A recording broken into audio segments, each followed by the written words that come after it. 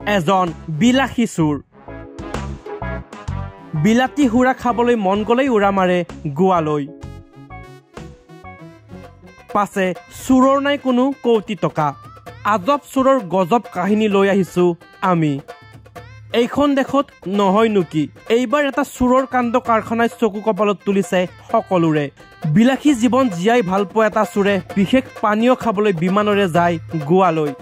পাছে চোৰৰ নাই কোনো কৌটি টকা নাইবা লাখ টকা বিলাসী চোৰজনৰ কামেই হ'ল টকা উপাৰ্জন কৰা আৰু উৰুৱাই দিয়া এই ঘটনা গুজৰাটৰ এটা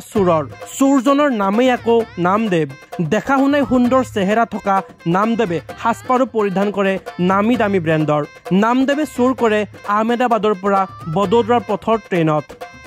পথত প্ৰায় সংখ্যক ধনী ঘৰৰ মহিলাই অধিক গহনা পিন্ধি যাত্ৰা কৰে যাৰ সুযোগ লৈ বিলাসী চোৰ নামদেৱে নিশা হলেই মহিলাৰ গহনালৈ উদা হয় নামদেৱ